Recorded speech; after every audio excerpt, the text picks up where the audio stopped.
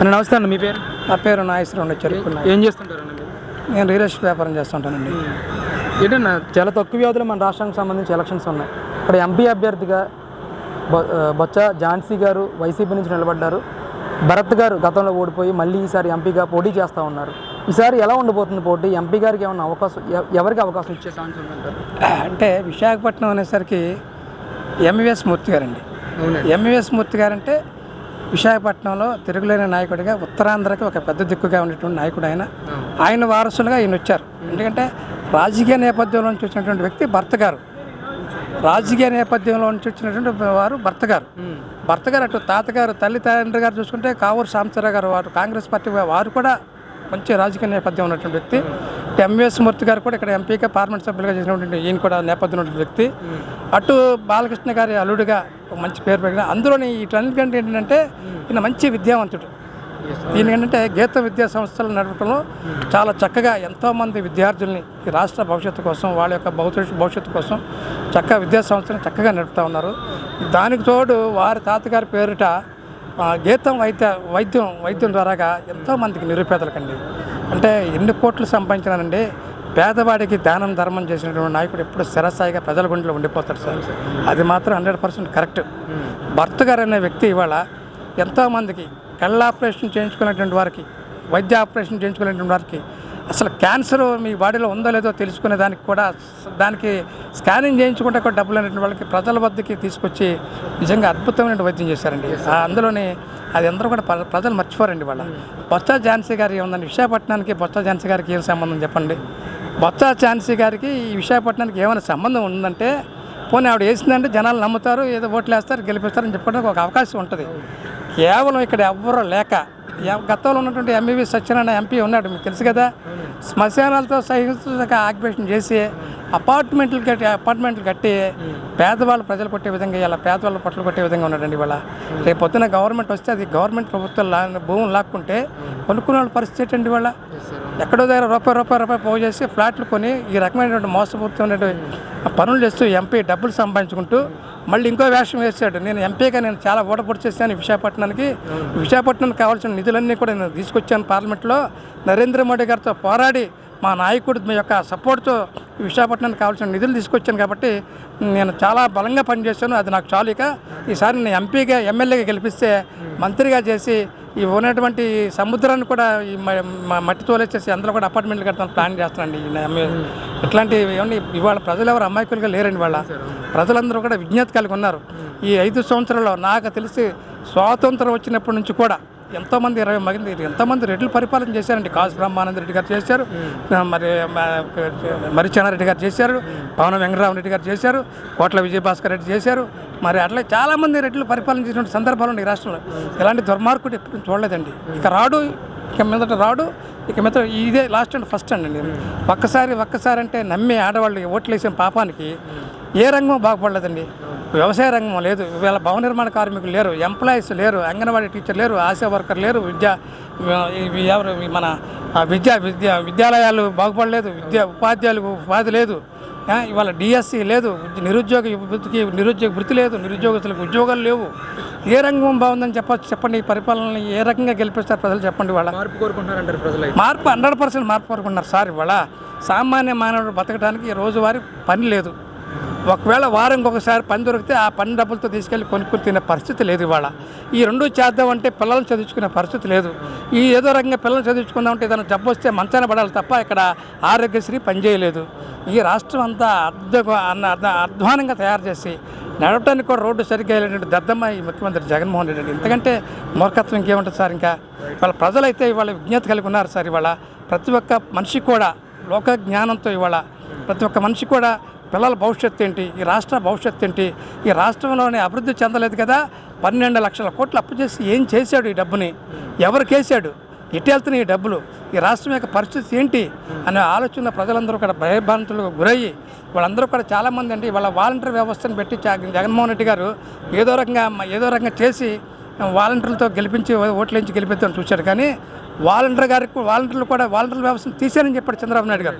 జగన్మోహన్ రెడ్డి గారు మా కార్యకర్తలను సాయి విజయసాయి రెడ్డి గారు చెప్పినప్పటికీ కూడా మేము వాలంటీర్ వ్యవస్థను తీసేయం, ఇంకా మెరుగైనటువంటి పనులు చేయించుకుంటూ 10,000 రూపాయలు శాలరీ ఇచ్చి మీ గౌరవ వేతనం ఇస్తామని చెప్పి చంద్రబాబు నాయుడు గారు చెప్పారండి. అది అంతేగాని ఇలాంటి లపాటోకరు మాటలు మాట్లాడే వ్యక్తి చంద్రబాబు నాయుడు కాదు. చంద్రబాబు నాయుడు గారు అయిన వ్యక్తి ఒక విజనరీ లీడర్.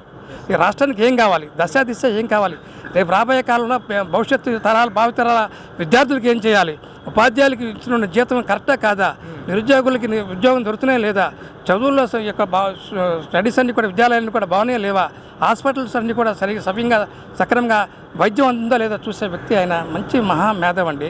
రేషన్ కార్డు మేము పెట్టాం, పెన్షన్ మేము పెట్టాం, డ్వాక్రా మహిళలు మేము పెట్టాం, ఏమండి చంద్రన్న బీమా మేము పెట్టాం, అన్నా క్యాంటీన్లు మేము పెట్టాం, రైతుకి 20,000 రూపాయలు వ్యవసాయం లాస్ వస్తే ఇవ్వడానికి మేము పెట్టాం, గిట్టుబాటు ధర మేము పెట్టాం. ఇవన్నీ కూడా మేము పెట్టినటువంటి పట్టుసీమ కట్టి ఫస్ట్ సారి కల్లా ఇచ్చినటువంటి ఏకైక నాయకుడు ఈ రాష్ట్ర దేశం మొత్తం మీద ఒక నారా చంద్రబాబు నాయుడు గారండి. ఇవాళ రైతులందరూ కూడా ఎదురు చూస్తూ ఉన్నారు, ఎప్పుడు నారా చంద్రబాబు నాయుడు గారు వస్తారా, ఎప్పుడు పొలాలు పండించుకొని ఎప్పులు తీర్చుకుందామని, లేకపోతే ఆత్మహత్య శరణం అని చెప్పి రైతులందరూ కూడా ఎదురు చూస్తున్న సందర్భం ఇవాళ ఆత్మహత్యలో ఉంది ఇవాళ. కాబట్టి రేపు రాబోయే కాలంలో ఇక్కడ పల్లా శ్రీనివాసరావు కూడా చెప్పుకోవాల్సింది ఏంటంటే, పల్లా శ్రీనివాసరావు మా గాజువాక ఎమ్మెల్యేగా ఉన్నారు. గతంలో 5 సంవత్సరాల పరిపాలన అంటే ఏంటి చేసి చూపించారు.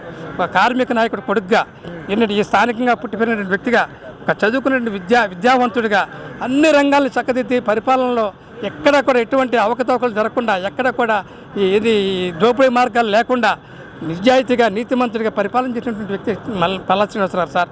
ఇవాళ ఇంటికాడ కూర్చొని గెలిచారు, కానీ అది కాదు ఆయన నేపథ్యం. ప్రజల దగ్గరికి మీ కష్టాలకి నేను మీ కష్టం ఏంటి చెప్పండి, నేను రేపొద్దున ఎమ్మెల్యే అయిన వెంటనే మీ కష్టాలు నేను తీరుస్తానని చెప్పి ప్రజల వద్దకు వెళ్తాను తప్ప గెలుస్తామన్న ధీమంతో ఇంట్లో కూర్చొని పడుకొని ఓట్లు అడిగే వ్యక్తి పల్లా శ్రీనివాసరావు కాదు. పల్లా శ్రీనివాసరావు అనేవారు ఆయన కార్మికుడు, ఒక శ్రామికుడు, అంతే ఆయన యొక్క ధ్యేయం అదే. కాబట్టి ఇవాళ పల్లా శ్రీనివాసరావు గెలుపు చాలా సులువు, భర్త గారి గెలుపు పార్లమెంటు సభ్యులుగా చాలా సులువు ఇవాళ. దీంతో పాటు ఇక్కడ ఏ పరిస్థితి ఉందో రాష్ట్రం అంతగా అదే పరిస్థితి ఉంది. మాకు రేపు రాబోయే కాలంలో ఎన్డీఏ కూటమిలో ఉన్నటువంటి అభ్యర్థులందరూ గెలుస్తారు, చంద్రబాబు నాయుడు గారు ముఖ్యమంత్రి అవుతారు. ఎన్డీఏతో మేము ముఖ్యంగా పొత్తు పెట్టుకునే కారణం ఏంటంటే, ఈ సన్నా చేసిన 12 లక్షల అప్పులు చేసి రాష్ట్రాన్ని అప్పులు ముంచేశారు. కాబట్టి రేపు కేంద్ర సహాయం కావాలి, కాబట్టి నిధులు తెచ్చుకొని రాష్ట్రాన్ని అభివృద్ధి చేయాలి. కాబట్టి తప్పనిసరి పరిస్థితుల్లో ఈ ముఖ్యమంత్రిగా చంద్రబాబు నాయుడు గారు ఉండే టైంలో, వాజ్పేయి గారి టైంలో ఏ రకంగా అయితే అభివృద్ధి చేశారో అదే రకంగా నరేంద్ర మోడీ గారి ఆధ్వర్యంలో ఇవాళ మన రాష్ట్రాన్ని సస్యశ్యామలం చేయాలని ఒక ముఖ్యమైన ధ్యేయమే ఇవాళ ఈ రాష్ట్రం యొక్క చంద్రబాబు నాయుడు గారి భవిష్యత్తు ఆలోచన, రేపు కార్యాచరణ అని చెప్పి సందర్భంగా అందరూ కూడా తెలియజేస్తాం. Thank you sir. నా పేరు ప్రసాద్. చెప్పండి. ఏం చేస్తుంటారు అన్న? మాది బిజినెస్, ట్రాన్స్పోర్ట్. ఏంటి ఎలా ఉంటుంది ఈసారి ఎలక్షన్ మీ ప్రాంతంలో? మా ప్రాంతంలో 100% ఈసారి వైసీపీ తుడిచిపెట్టుకుపోతుంది. ఖచ్చితంగా ఫస్ట్ పాయింట్ అది ఎందుకు కూడా చెప్తాను, ఆలోచించండి. చెప్పండి. ఒక కాపీ మేస్త్రి పని లేదు, ఒక ఇసుకోడికి పని లేదు, ఒక ఆటో వాడికి పని లేదు, ఎవరికి పని లేనప్పుడు మనం దేనికి ఇప్పుడు సంక్షేమ పథకం అన్నాడు. వాస్తవం ఎవరికి వచ్చి సంక్షేమ పథకం నాకు రాలేదు, మా తమ్ముడికి రాలేదు, మా అమ్మకి రాలేదు. ఎవరికి రాలేనప్పుడు మేము ఎవరికి ఓటేయాలి, ఎందుకు వేయాలి? ఒకటి సంక్షేమ పథకం. ఒక గొయ్యి కప్పారా, ఒక రోడ్లో ఒక గొయ్యి కప్పారా, ఒక ఏదైనా ఒక బిల్డింగ్ కానీ ఒక ఇదైనా ఈ గవర్నమెంట్లో ఇది కూల్చాడు, ఏంటి ప్రజావేదిక కూల్చాడు. ఏది కావాలంటే అది కూల్చడం ఒకటే ఆయన తెలిసి. ఇప్పుడు బ్రాందీ షాపులు ఇచ్చాడు, ఈ బ్రాందీ షాపులు తాగి ఎంతమందో చచ్చిపోయారు. అది ఏది ఒక పేరు ఉండదు, అన్నీ జగనన్న మందే. 150 రేట్ పేరుకి అడగకూడదు. 100 రూపాయలు 150 ఉందా, 200 ఉందా, అదే ఇంకా పేర్లు కూడా పునః 150 ఇవాళ ఉన్నది, రేపు 150 ఉండదు. క్వాలిటీ మధ్య ఉందా అసలు మీకు? క్వాలిటీ అనేది అంతా జగనన్న మంది. జనాలు జీవితంతో ఆడుకున్నారండి. జగనన్న అయితే మాత్రం ఈ 5 సంవత్సరాలు జనాలు జీవితం ఆడుకున్నారు. వాస్తవం బాబా, ఇక్కడ విశాఖపట్నం పార్లమెంట్ అభ్యర్థిగా గతంలో ఓడిపోయిన భరత్ గారు మళ్ళీ నిలబడ్డారు. మరి వైసీపీ నుంచి ఏమో ఝాన్సీ గారు ఉన్నారు. అదే భరత్ 80,000 దాటి మెజార్టీ రాబోతాడు. 80,000 దాటి. ఇదే పల్లాసీని 40,000 దాటి.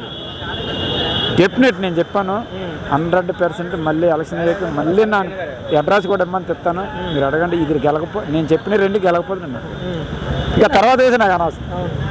మాది గాజువాకే 40 గెలుపు కాదు, 40,000 దాటే లోపల పల్లాసీ. అక్కడ భరత్ 80,000 దాటారు. ఇంత ధీమాగా ఎలా చెప్పగలుగుతున్నారు? భరత్ గారు క్యాండిడేట్లు అలాంటి అపోజిషన్ క్యాండిడేట్లు అలాంటి. మీదేవరు అది రాజమండ్రి రాజమండ్రి వచ్చి ఇక్కడ నువ్వు నాకు పోయి కొడతానంటే ఎలాగవుతుంది? ఫస్ట్ పాయింట్ అంతే కూడా తప్పు అనుకోకు. అర్థమైంది. ఆవిడ ఎవరో విజయనగరం ఆవిడ వచ్చి ఎక్కడ పోటీ చేస్తానంటే ఎవడు ఒకటి వేస్తాడు చెప్పండి. గాజువాగ అంటారా ఇద్దరు ఓటే లోకల్ వాళ్ళు కనుక ఎవరైనా ఒకటి ప్రాబ్లం. ఎంపీకి అయితే మాత్రం 100% అసలు అనకూడదు. కానీ వైసీపీ ఆల్రెడీ వ్యతిరేకం ప్లస్ క్యాండిడేట్ వ్యతిరేకం. అదే లోకల్ వాళ్ళకి ఇచ్చుంటే కొద్దిగా టఫ్ పోటీ ఇచ్చింది. ఓవరాల్గా ఎలా ఉంటుంది పోటీ? ఈసారి కూటమి ఒకవైపు, జగన్ గారు ఒకవైపు. 100కి 100% కూటమి 130 సీట్లతో విన్ అయిపోయి. 130 సీట్లతో గ్యారెంటీ విన్. ఒకవేళ కూటమి గెలిస్తే ఎలాంటి న్యాయం జరుగుతుంది అంటారు రాష్ట్రానికి? న్యాయమో అన్యాయం అనేది పక్కన పెట్టి ఫస్ట్ పాయింట్ ఆల్రెడీ నేను ఎదవను. ఇంకొకరి గురించి నేను మాట్లాడుకో. నేను ఇప్పుడు దొంగను. నన్ను ఈ దొంగను ముందు తీసేయండి, తర్వాత వేసాం. అలాగే ఆయన దొంగ అవడానికి నేను అన్నా. ఫస్ట్ పాయింట్ అది. కూటమి వచ్చేస్తే మాకు గోల్డ్ మెడల్ ఇచ్చేస్తారని నేను అన్నా. వైసీపీలో ఇప్పుడు మాకు బాగోలేదు అంతవరకు. నెక్స్ట్ మారిస్తే ఈడికి కొద్దిగా ఇది తగ్గుతుంది దానికోసం, అంతేగాని ఇంకోటి కాదు. ఇప్పుడు వరకు ఈవేళ నాకు 46 సంవత్సరాలు, ఇంచుమించు 5-6 ఎలక్షన్లు చూశాను. ఇటువంటి గవర్నమెంట్ ఎప్పుడూ ఇవ్వలేదు. ఇంత మెజార్టీ కానీ ఇంత స్పందన కానీ ఎవ్వరికీ ఇవ్వలేదు. ఎన్టీ రామారావు స్టార్టింగ్లో గెలిచినప్పుడు కూడా ఇవ్వలేదు. అటువంటిది ఆయన వినియోగించలేదు. ఫస్ట్ పాయింట్ వినియోగించుకోగలిగితే ఈవేళ మళ్ళీ నెక్స్ట్ అదే గవర్నమెంట్.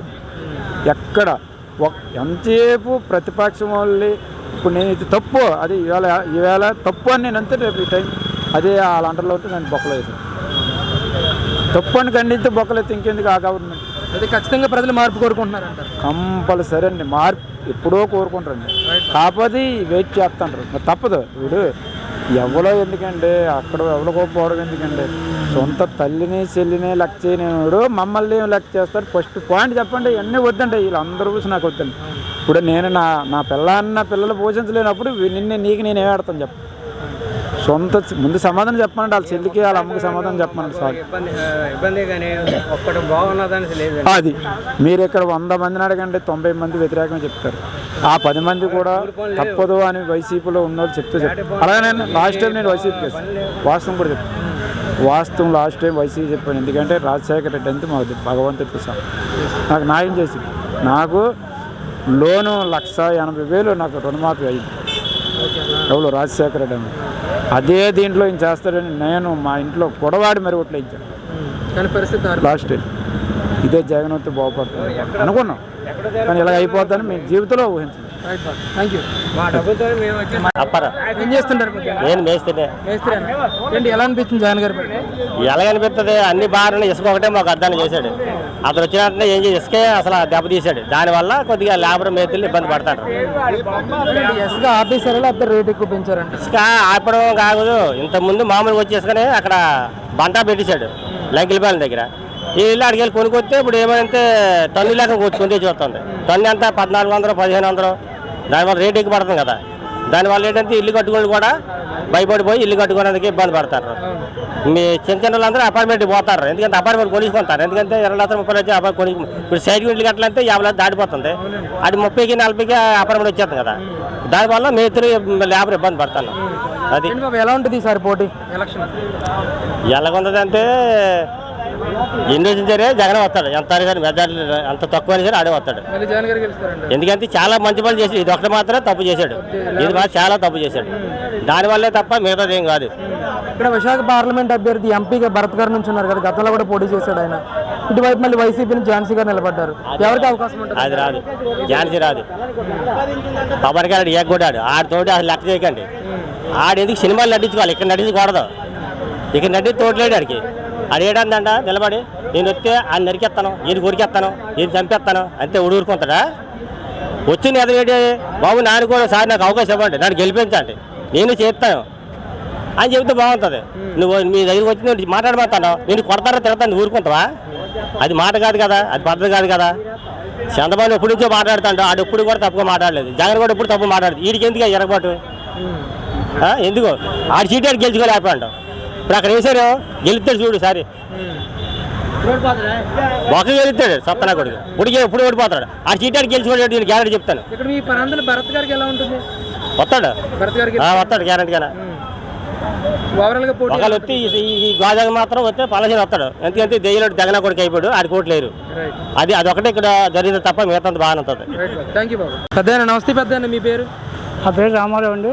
ఏం చేస్తుంటావు పెద్దయినా? కూలి పని చేస్తుంటాను. ఏ ఏరియా మీది? మా ఏరియా అంటే లొకేషన్ మాది ఇది కాదు, మా డిస్ట్రిక్ట్ శ్రీకాకుళం. నేను ఇక్కడికి వచ్చి 30 సంవత్సరాలు అయింది. బొడ్డు కట్ట ఇక్కడే ఉంది మీకు? ఓటు ఇక్కడే ఉంది. ఏంటి బాబాయ్ మరి చాలా దగ్గరలోనే ఎలక్షన్ ఉంది కదా మన రాష్ట్రానికి సంబంధించి, ఎవరు గెలిచే అవకాశం ఉందంటారు ఈసారి? వైసీపీ గెలుస్తుందని నాకు పూర్తిగా నమ్మకం ఉంది. ఏ బాబాయ్ ఎందుకని? ఎందుకంటే వాళ్ళ నాన్నగారు ఉన్నప్పటి నుండి నేను ఇదే ఈ పార్టీలోనే ఉన్నాను. ఆయన కాంగ్రెస్ తరఫున ఉండేవారు, ఇప్పుడు వైఎస్ఆర్ కాంగ్రెస్ పార్టీ అనే పెట్టుకున్నారు. అయితే ధర్మం అనేది ఒకటి ఏ ఒక్కరైనా నిలబెట్టుకోవాలి, ఆ ధర్మంగా వెళ్ళకూడదు. ఇప్పుడు 6 పార్టీలు వచ్చాయి, దేన్ని వేయాలో దేన్ని వేయకూడదు అని చెప్పేసి అన్నారు. ఏంటంటే నిజాయితీగా ఓటు వేయండి, మద్యంకి బట్టల చీరలకి డబ్బులకి అమ్ముకుపోకండి అని చెప్పేసి అన్నారు. నేను ఒకటే అనుకుంటాను, 50 సంవత్సరాల పరిపాలనలో కాంగ్రెస్ పార్టీ ఇచ్చేసింది, చరిత్ర నిలబెట్టింది ఆల్ ఓవర్ ఇండియా. ఆ రకంగా నేను అంటే నా నమ్మకం ఏంటంటే జగన్ బాగా చేస్తారని నమ్ముతున్నారా? జగన్ బాగా చేస్తారని నమ్మకమే. బాబాయ్ ఇక్కడ విశాఖపట్నం పార్లమెంట్ పరిధిలో ఎంపీగా గతంలో ఓడిపోయిన భరత్ గారు పోటీ చేస్తున్నారు, వైసీపీ నుంచి ఏమో ఝాన్సీ గారు పోటీ చేస్తున్నారు. ఎవరికి అవకాశం ఉంటుంది అంటారు? ఝాన్సీ గారికి అవకాశం ఉంటుంది. ఏమైనా ఎందుకు బాబాయ్? అది నా నమ్మకం ఉంది. ఆడారు ఆనంద్ కుమారు. అయితే మాకు ఇక్కడ చంద్రబాబు నాయుడు గారు ఏమో వేరే ఇది కాదు, కాకపోతే అది పరిస్థితి అండి. బొత్స జానకి గారు బొత్స గారి ఫ్యామిలీ మీద కదా ఎన్నో అవినీతి ఆరోపణలు ఉన్నాయి కదా బాబాయ్, అవన్నీ పట్టించుకోరంటారు ప్రజలు? నేను ఒక్క విషయం అండి, లాస్ట్ విషయం ఒకటి చెప్తాను. ఈ ప్రజా తీర్పు ఎలా ఉంటుందంటే, రేపు ఎలక్షన్ అంటే ఈరోజు రాత్రి 12 గంటల లోపల ఎవరికి ఎగిస్తా అనేది వాళ్ళు వెంటనే షిఫ్ట్ అయిపోతారు. ఇక్కడ ఈ ప్రాంతంలో ఎలా ఉంటుంది? పల్లా శ్రీనివాసరావు గారు, అమర్నాథ్ గారు, ఈ పక్కన ఎలా ఉంటుంది అంటారు? అమర్నాథ్ గారు ఉంటారు, గుడివాడ అమర్నాథ్ గారు. అంటే ఆయన మంత్రిగా కూడా చేశారు కదా గతంలో, ఎలాంటి అభివృద్ధి కార్యక్రమాలు చేశారు మీ ప్రాంతం? ఆయన ఎవరు? అమర్నాథ్ గారు ఇప్పుడు ప్రెసిడెంట్ ఆయన మంత్రి గారు, ఐటీ శాఖ మంత్రి చేశారు ఆయన మొన్నటి వరకు. అవును, అదే ఆయన ఎంపీ ఆయన చనిపోయిన తర్వాత మిథున్ రెడ్డి గారు చనిపోయింది. మిథున్ రెడ్డి గారు. మిథున్ రెడ్డి కాదు, మిథున్ రెడ్డి ఉన్నారులేండి, గౌతమ్ రెడ్డి. అది ఏమన్నా చేశారంటారా మరి మీ ప్రాంతానికి? మా ప్రాంతం అంటే ఇది కాదండి, నేను మలకాపురం ఏకేసీ కాలనీ, అక్కడ మా కార్పొరేటర్ గుండప్ప నాగేశ్వరరావు గారు. అంటే విశాఖపట్నం ఎంత మేర అభివృద్ధి చెందింది జగన్ గారు వచ్చిన తర్వాత? అభివృద్ధి అంటే పర్లేదండి, ఒక మాదిరిగా 55% చేశారు. మళ్ళీ గెలిచే అవకాశం ఉంది అయితే జగన్ గారికి? అవకాశం ఉంది. Right Babu, thank you. Okay.